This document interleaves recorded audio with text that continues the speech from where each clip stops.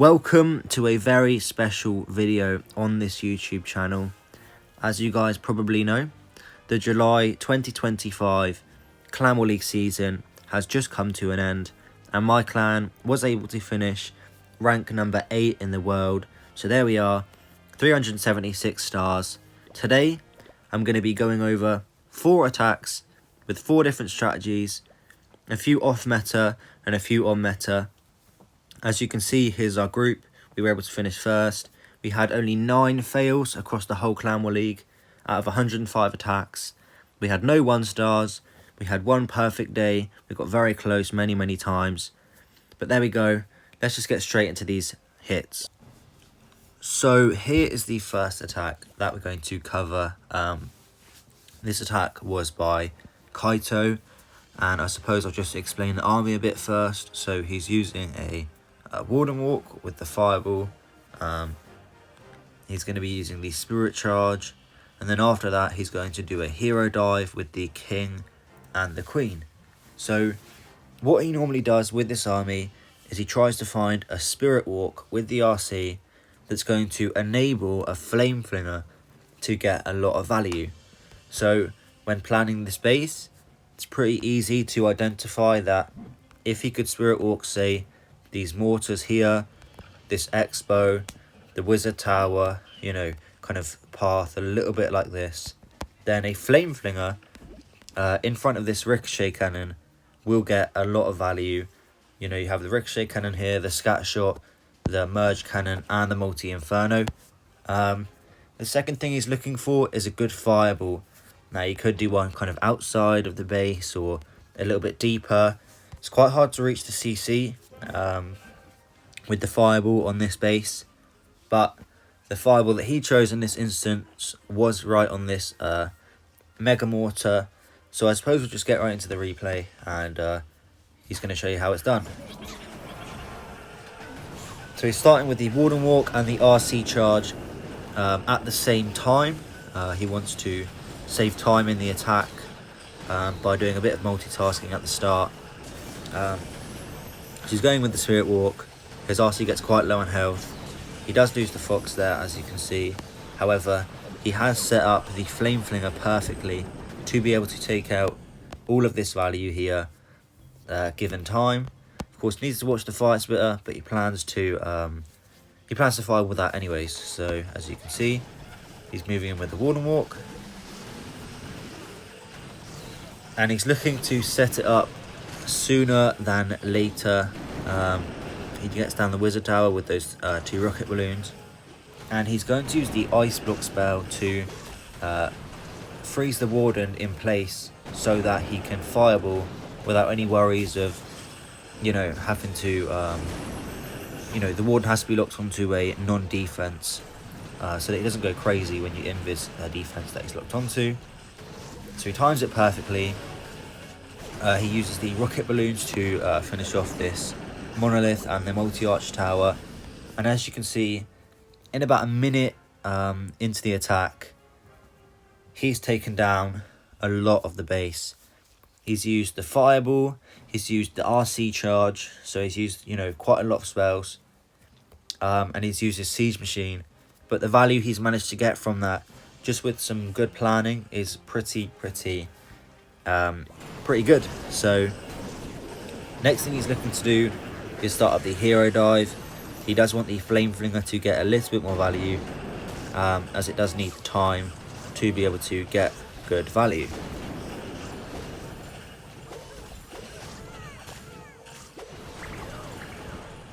So there we go, he manages to deal with the RC very nicely there, and he does lure the CC with that balloon. Starting up the Hero Dive at the same time, double Ice Golem, double E-Titan, King, Queen, Baby Dragon to help fund a little bit.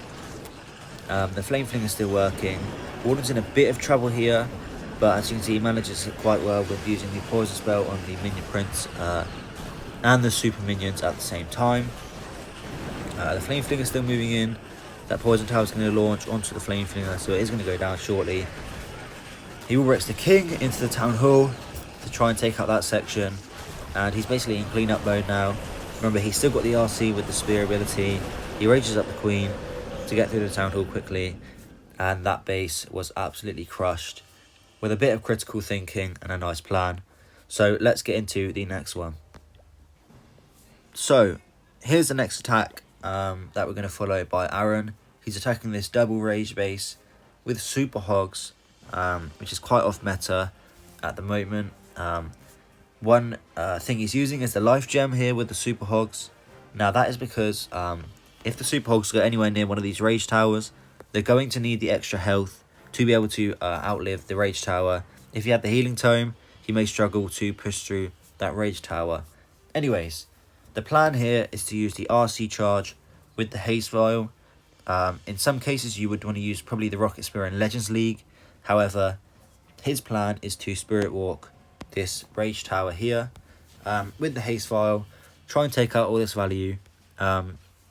Now his main target here after that would be the CC with the hero dive, and also the town hall he wants to get down with a log launcher. So if you notice, he can Spirit Walk this rage tower. Roughly, it's going to be quite a difficult Spirit Walk with only 4 invis spells. But with the haste vial, it should be pretty straightforward. Then he's going to go with the hero dive. His main target is the CC and the town hall. And then he can basically use the Superhogs to kind of clean up the rest of the base. So let's get into the replay. As you can see, he's starting with the RC charge, and he's going to pop the haste vial pretty soon in the attack. And there we go, he finds the tornado, which is a little bit unfortunate. It's going to slow him down a little bit. As well, of course, he has the Giga Bomb coming up, which is going to give him a bit of splash and a bit of knockback to his RC. The RC also decides to lock onto the king. And we did try there to do the ice block trick, where you can avoid the Giga Bomb damage if you time it correctly. He kind of mistimed it there, but it's not that big of a deal. He got all the value that he wanted. He's got a full CC lore. He gets the RC out of the base, and he can now start with the hero dive from 6 o'clock.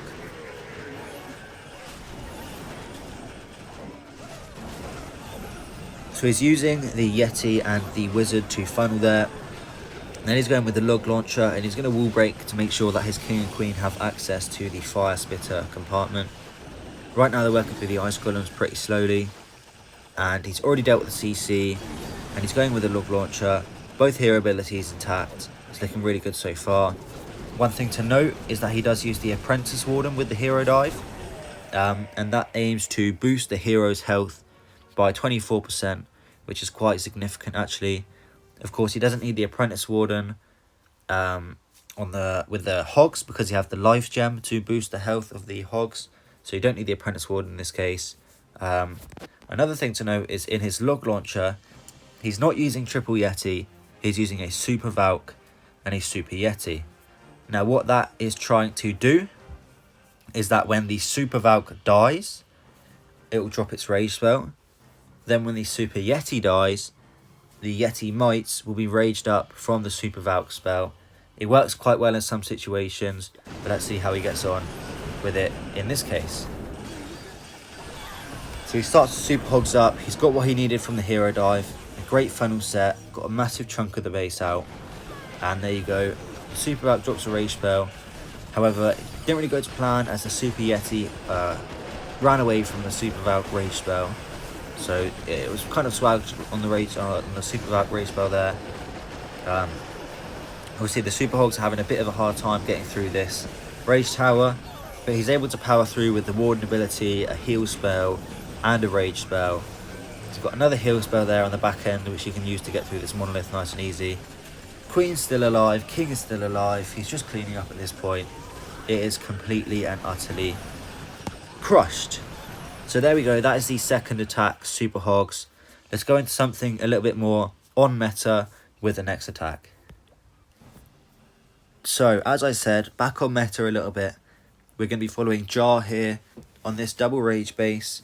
I believe it was from the June qualifiers by Carry Esports, or previously called Dizzy Group.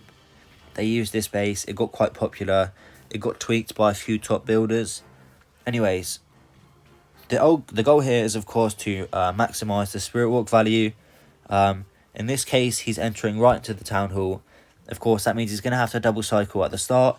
Otherwise, he might lose the Fox because the Town Hall shoots really fast.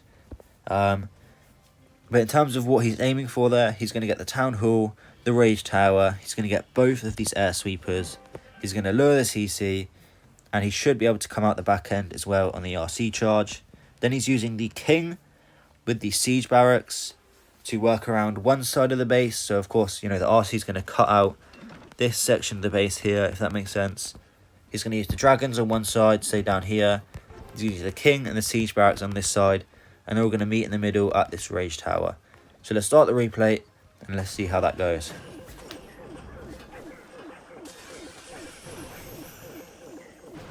So I'm just going to speed it up a little bit here. You know, it's an RC charge. It's nothing we haven't ever seen before. He doesn't find any traps, which is quite useful as well. He gets through the Town Hall quite quickly, although those builder huts were helping out the Town Hall. He does already lure the full CC, and the E-Boot Aura is able to take down the Furnace, which is quite a high value target with Dragons. So of course he redirects there. He still has the Haste Vial. He pops it a little bit late, but he does use the Earthquake and the Haste Vial. Gets through everything quite quickly, and instantly he's starting up the King and the Siege Barracks because he doesn't want to take any risks for a time fail. Now if you look what he's got left in terms of air targets, he's got both air defences, he's got the multi-arch towers, one scat shot, and then this Rage Tower in the core. Now if you notice this Rage Tower, it does look quite scary.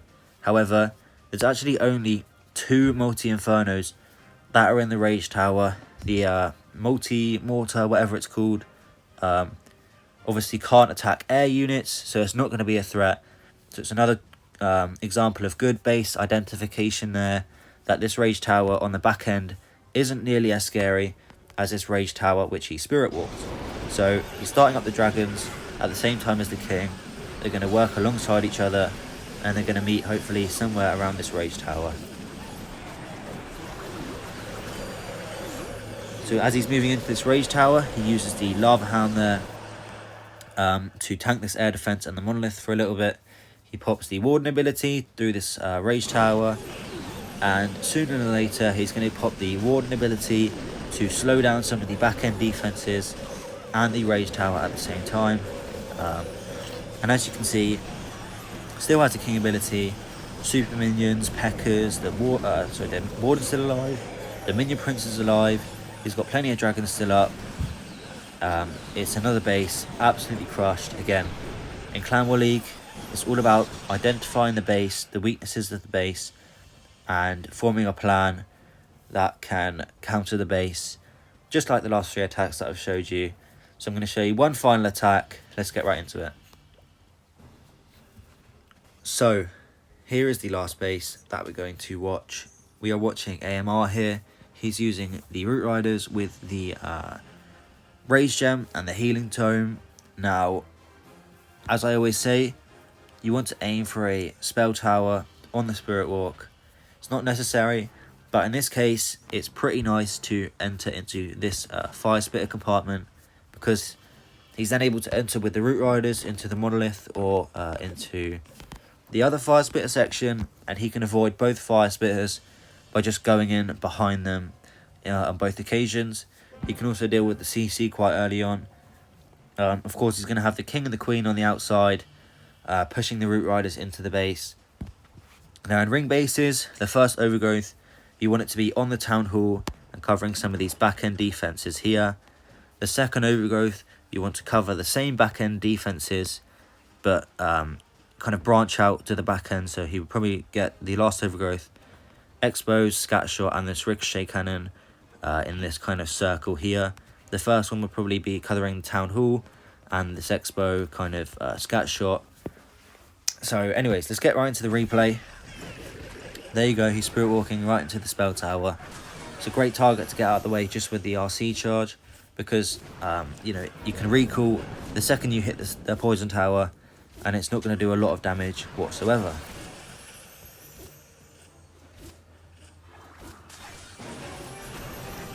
So there we go, he's moving in, he finds the Nado, lots of traps, which is to be expected. Now, Notice that this defender has got the Giga Bomb on one side. He's wanting people to enter into the other side because they see the Giga Bombs there. You know, you don't really want to RC charge into a Giga Bomb. So that's why the other side is baited, as they know that it's a common entry to enter into the Spell Tower and the Fire Spitter. So anyways, here we go. He loses the Fox, unfortunately, but it's not that big of a deal in this attack, as long as you keep your eye on the Queen at all times. Sorry, on the RC at all times, so you don't lose her ability early on.